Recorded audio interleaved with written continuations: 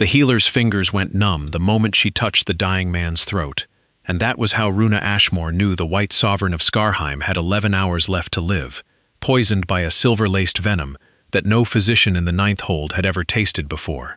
Comment below the exact city you're watching this from, and if you've ever been cast out by people who called your gift a curse, hit like before the next scene, because what happens to this Omega in the next 30 minutes will make you believe in justice again.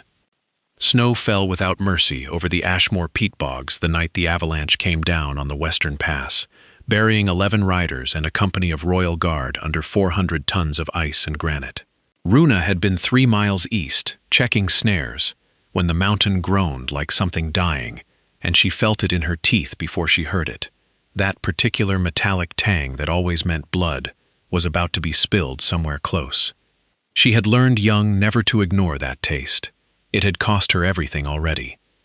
2 winters earlier, the elders of Ashmore Pack had dragged her before the whole gathered clan and named her Tainted, because she could put her tongue to a wound and know, within a breath, exactly what poison lived inside it. Wolfsbane, Deathcap, Silverdust, the 17 variations of nightroot that grew only in the black caves of the Fenmark.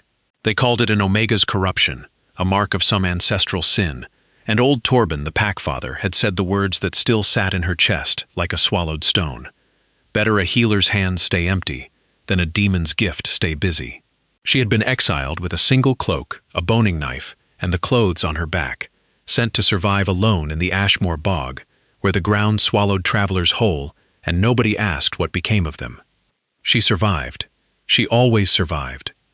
She had built a turf hut with her own hands, learned which roots numbed pain and which ones stopped a bleeding artery in under a minute, and she had promised herself she would never again let anyone see what she could do, because the last time she had, they had called it evil and thrown her into the snow.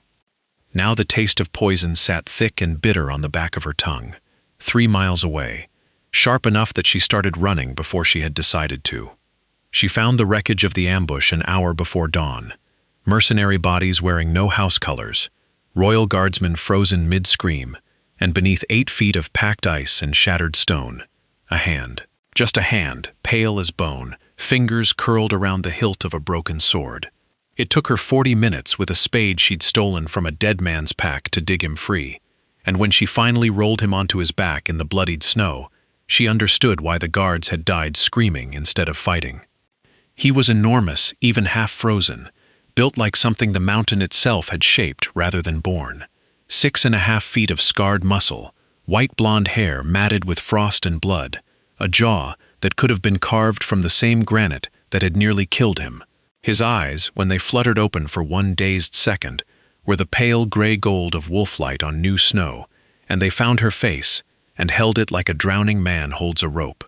Then they rolled back, and he went still again, and Runa realized with a cold drop in her stomach that his blood carried 3 separate poisons at once: Silverdust to weaken a wolf's healing, nightroot to slow the heart, and something else underneath both of them, something old and cruel that she had only read about in her grandmother's burned journals. A binding curse. Someone hadn't wanted him dead quickly. Someone had wanted him dead slowly and quietly, in a place where an avalanche could take the blame. She had 11 hours, by her best reckoning, before the 3rd poison stopped his heart for good. She had no idea, yet, that the man dying in her arms was Ulfric Frostmane, the White Sovereign of Skarheim, ruler of 9 packs and 40,000 souls, believed by his own court to be already dead beneath the Western Pass. She dragged him to her hut on a sledge made of broken shields. It took her 4 hours. She did not stop to rest once, because stopping meant listening to the part of her mind that whispered, "This is not your burden. This is not your fight. They exiled you for less than what you're about to do." Inside, by firelight, she worked with her boning knife and 17 jars of dried root, and every time her hands shook, she thought of Torben's voice calling her a demon and made them steady again out of pure spite.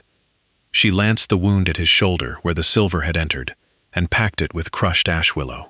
She forced bitterroot tea between his cracked lips to slow the nightroot's spread through his blood, and for the binding curse, the 3rd poison, the one with no cure written in any book she owned, she did the only thing she had ever done for a curse like that.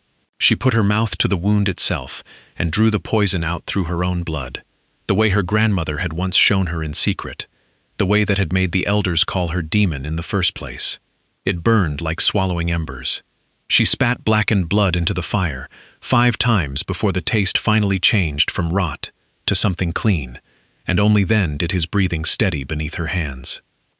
He woke 2 days later not knowing his own name, and for 6 days after that, he called himself nothing but the stranger you found, because some deep animal instinct told him it was not safe yet to say otherwise, not until he understood who had tried to bury him under a mountain.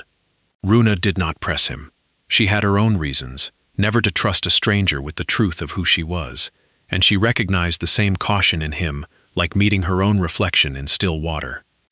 He healed with unnatural speed once the poisons cleared, 3 days to walk, 5 to hold a blade steady, and by the 9th day, he moved through her small hut like a caged storm, restless with a strength that had nowhere yet to go.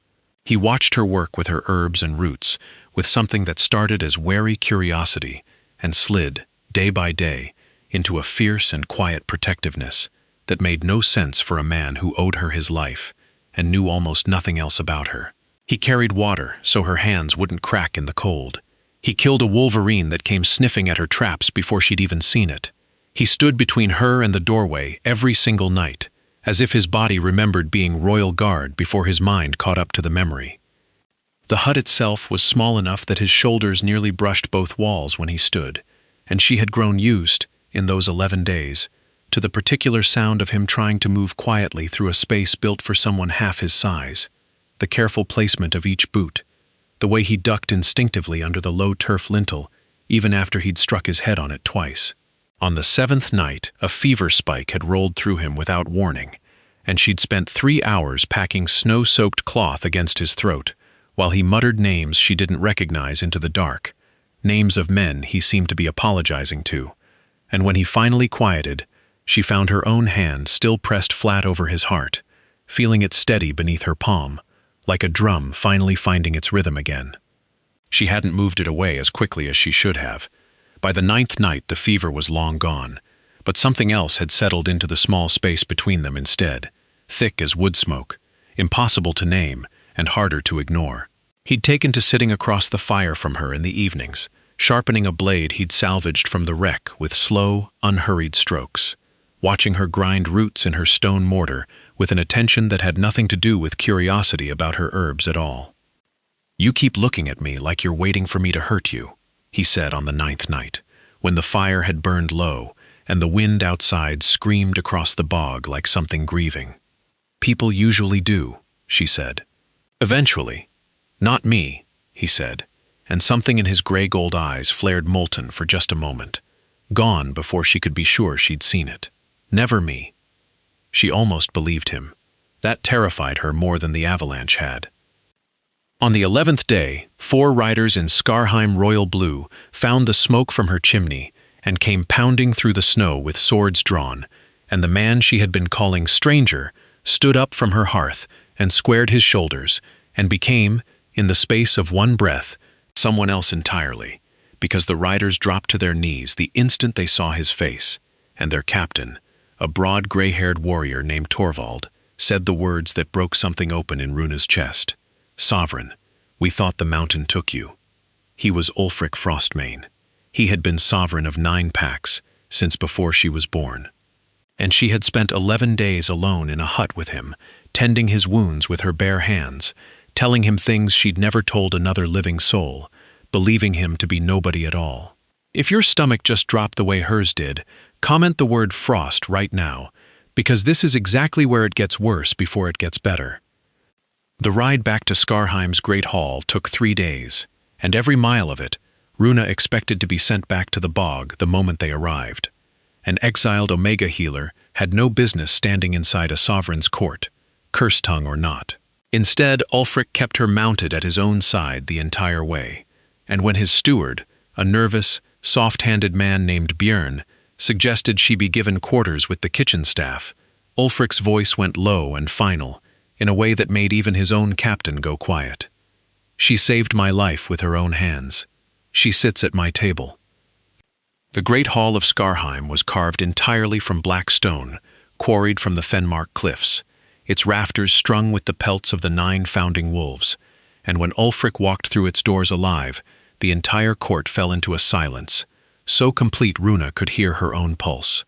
Then the silence broke into a roar that shook dust from the rafters, 400 voices shouting his name, and in the center of that roaring crowd, one man did not shout at all.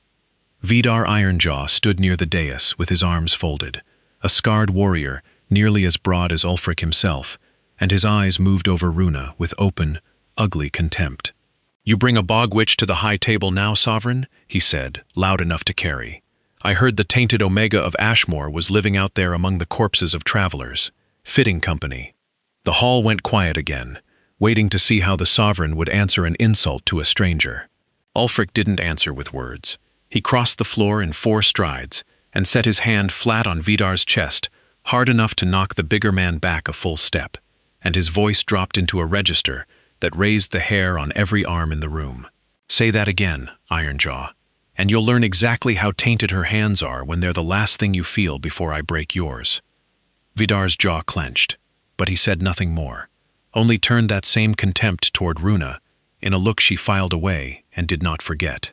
She had learned, in her exile, to read the particular shape of a threat before it fully arrived, the tightening of a jaw, the way certain men's eyes flicked toward the door before they decided whether to attack, and everything about Vidar Ironjaw's stillness told her this was not a wound that had closed, only one that had been forced, for now, to stop bleeding in public.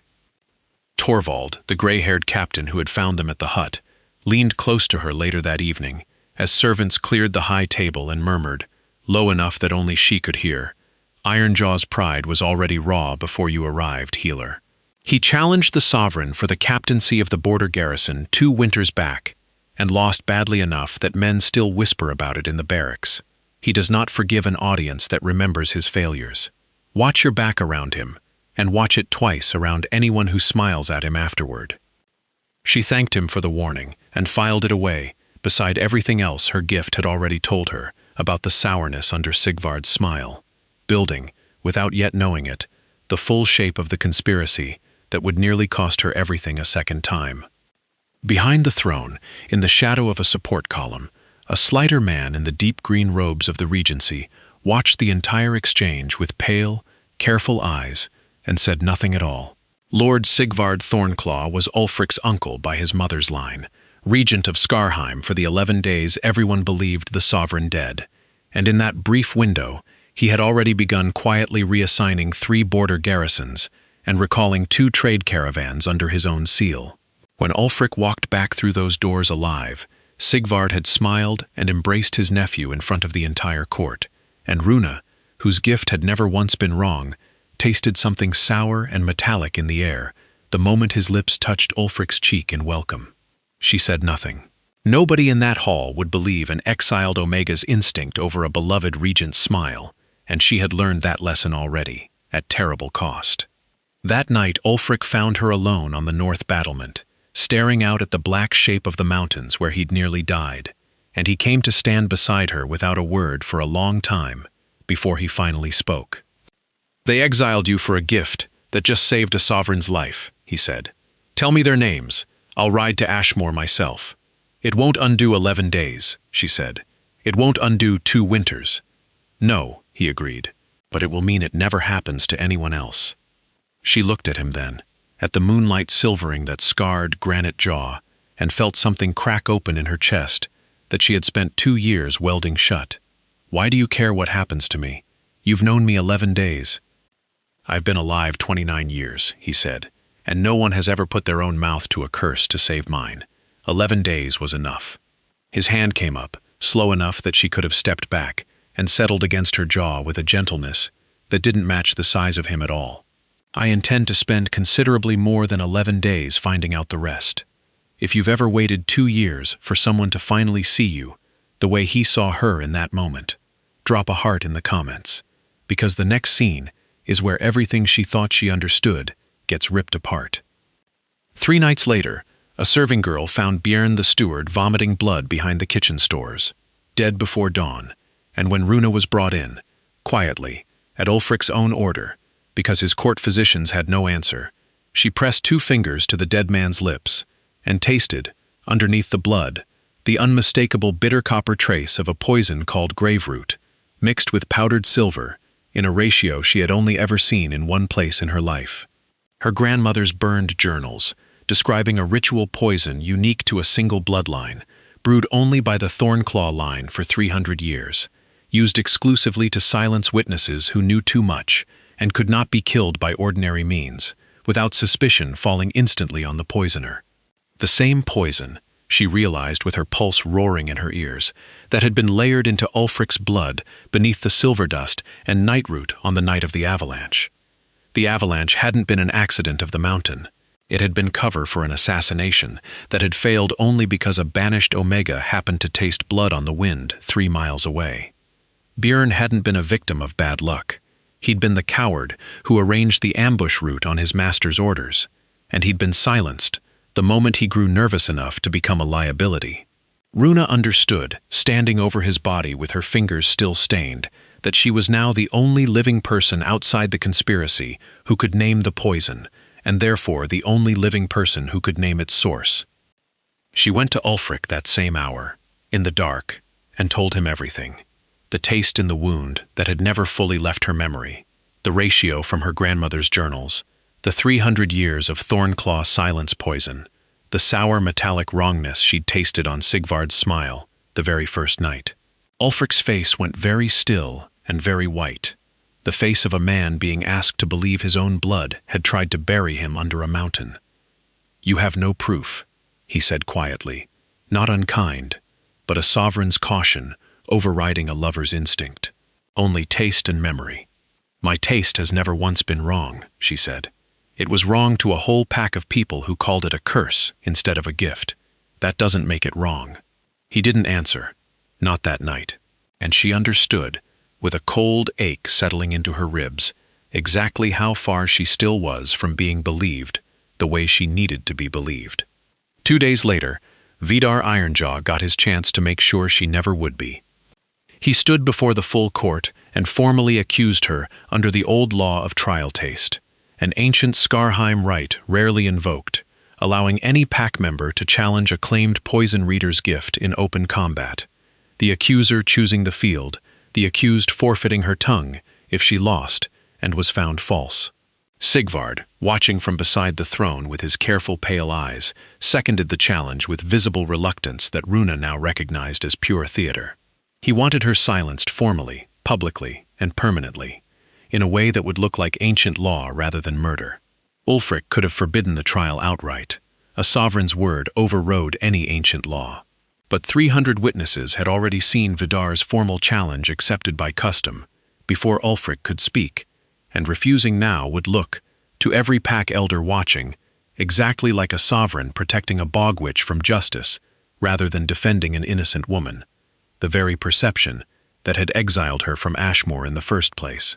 Ulfric's jaw worked once, twice, and Runa saw the exact moment he understood there was no way to save her from this fight without destroying the only thing that made her safe from 100 more like it, being seen, finally, to win on her own.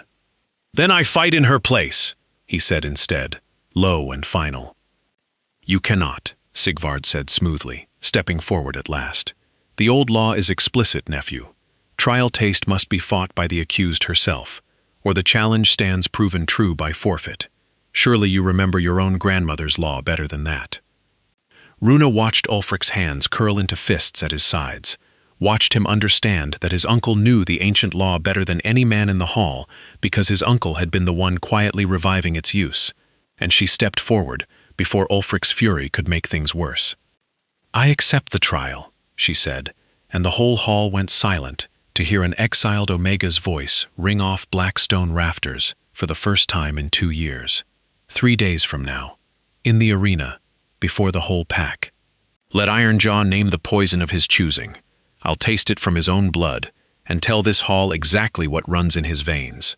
And while I'm at it, I'll tell you all what ran in the veins of the man who died coughing blood behind the kitchen stores 3 nights ago." Sigvard's pale eyes flickered, just once, and Runa tasted that same sour metallic wrongness roll off him from 20 feet away. Sharper now, unmistakable. Fear. Comment arena below if you already know exactly who's about to lose everything, because in 3 days, the whole pack found out too. The arena of Skarheim was an open ring of black stone beneath the open winter sky, banked with tiered stone seating that held every soul of the 9 packs who could crowd inside it, torches burning at every pillar, despite the daylight, because tradition demanded fire witness every trial. Vidar Ironjaw entered first, stripped to the waist, a warrior built for exactly this kind of brutal ceremony, and he smiled at Runa across the ring, with the same contempt he'd worn since the first night, certain an exiled bog witch would crumble the moment real blood was drawn. The old law required the accuser to bleed first, by his own hand, into a ceremonial bowl, and the accused to name what poisons, if any, lived in that blood by taste alone, under the judgment of the assembled elders. Vidar cut his own palm with a flourish meant to intimidate, let the blood pool dark and steaming in the winter air, and Runa walked forward without hurry, because she had learned in the Ashmore bog that fear given time to show itself always looked worse than fear hidden. She dipped 2 fingers into the bowl, touched them to her tongue, and let the silence stretch long enough that 400 people leaned forward as one. "Clean," she said finally. "No poison lives in you, Ironjaw. Only cruelty, and that isn't a taste my gift can name." A ripple of laughter broke through parts of the crowd, quickly smothered by tension, because everyone understood the trial wasn't finished. "The law says I may name a second blood to test my accuser's claim of false gift," Runa continued, raising her voice to carry to the highest tier of stone seats. "I name Lord Sigvard Thornclaw." The hall's laughter died entirely. Sigvard, pale to the lips, opened his mouth to object, but Ulfric's voice cut across the arena first. "Iron hard. The law permits it, uncle. You seconded this trial yourself. Bleed, or forfeit your own honor before this whole hall." The arena had gone so silent that Runa could hear the torches guttering against the winter wind, 400 people holding one collective breath, while a regent's hand trembled over a ceremonial knife. Sigvard's eyes found Ulfric's once, searching for some last mercy in his nephew's face, and found only the same iron stillness Runa had watched settle over him in the days since Björn's death, the stillness of a man who had already grieved everything he was about to lose and had nothing left to spend on pity. Sigvard had no path left that didn't look like guilt. He cut his palm with visibly shaking hands, and the moment his blood hit the bowl, Runa didn't even need to taste it. The smell alone, sharp and bitter copper, confirmed what she already knew. She dipped her fingers in anyway, for the elders watching, and let the taste settle on her tongue in front of 400 witnesses. "Grave root," she said clearly, "cut with powdered silver, in the exact ratio brewed only by the Thornclaw bloodline for 300 years. The same poison that killed Steward Björn 3 nights ago behind the kitchen stores. The same poison layered beneath the silver dust and nightroot found in the sovereign's blood the night the Western Pass came down on 11 riders and a company of royal guard." The arena erupted. Elders surged to their feet, shouting for confirmation, for the old blood books, for Torvald's guard to seize the regent where he stood, and beneath the roar, Runa watched every scrap of composure drain out of Sigvard Thornclaw's face, as 300 years of careful family poison turned, at last, into the very proof that condemned him.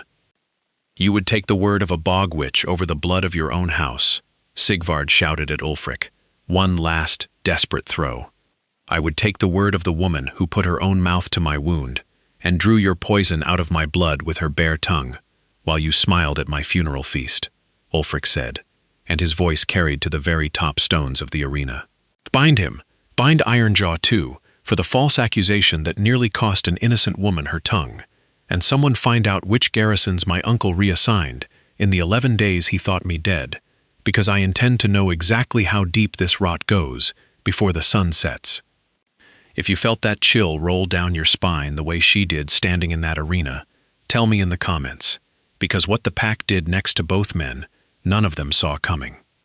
But the reckoning took 11 days to unfold in full. The exact number, Ulfric noted grimly, that he had spent believing himself nameless in an exile's hut, and Runa noted privately that she would never again hear that number without thinking of him. Sigvard Thornclaw was stripped of his regency and his bloodline's ceremonial seat by unanimous vote of the pack elders. His 3 reassigned garrisons dissolved back to their rightful captains, and his final sentence, exile beyond the northern ice wall with no provisions and no guide, the same fate his poison had tried to deal Ulfric, was carried out at dawn beneath a sky the color of a healing wound. Vidar Ironjaw, stripped of rank and standing for a false accusation that could have cost an innocent woman her tongue under ancient law, was sentenced to 2 years serving the very border garrisons he'd once mocked as beneath him, under Torvald's unforgiving command. Old Mother Idis, the pack's eldest healer, who had watched the entire trial from the front tier with tears standing openly in her ancient eyes, came to Runa afterward and took both her hands in a grip surprisingly strong for her age. "Your grandmother was my dearest friend, child, before Ashmore drove her into hiding for the same gift you carry. I am ashamed it took a sovereign's near death to make this pack finally listen to what she tried to teach us 50 years too late." Ashmore's elders sent a formal envoy within the month, offering reinstatement and apology in the same careful breath, and Runa listened to their offer standing in Skarheim's black stone hall, with Ulfric's hand resting warm and steady at the small of her back, and she declined it with a calm that surprised even her. "I don't need a pack that only wanted me back once a sovereign proved my worth for them," she told the envoy. "I've already found the place that never needed proof." Old Mother Idis took to visiting Runa's new chambers twice a week through that thaw, bringing pages copied by hand from Runa's grandmother's burned journals, recipes and warnings Adis herself had kept hidden away for 50 years, waiting for someone who would finally believe them instead of fearing them. Under the old healer's guidance, Runa began teaching 2 younger Omegas from the border packs the same tongue taste her grandmother had taught in secret, and for the first time in 2 winters, she watched a gift once called a curse get handed forward instead of buried. On the first true thaw of spring, in the same arena where 300 years of poison had finally been named aloud, Ulfric Frostmane declared, before the assembled packs, that the exiled Omega healer of Ashmore would stand at his side not as a guest of his mercy, but as his chosen mate and sovereign in her own right. And when he lifted her hand in his before the entire roaring crowd, Runa Ashmore, who had spent 2 winters believing her own gift made her unlovable, finally let herself believe the opposite could be just as true. Ask yourself honestly, how many people have you called a curse simply because you never once bothered to understand their gift? The last thing the pack saw that day was the sovereign of Skarheim pulling his new-named mate against his chest in front of 400 witnesses and burying his face in her hair like a man who still couldn't quite believe the mountain hadn't taken her along with him. And 3 miles east, in an abandoned turf hut on the Ashmore bog, the fire she'd built with her own hands 2 winters ago, finally, quietly, went out. What happened next to the border garrisons Sigvard had reassigned in those 11 missing days is a story for next time, because not everyone he'd bought loyalty from took the news of his exile quietly.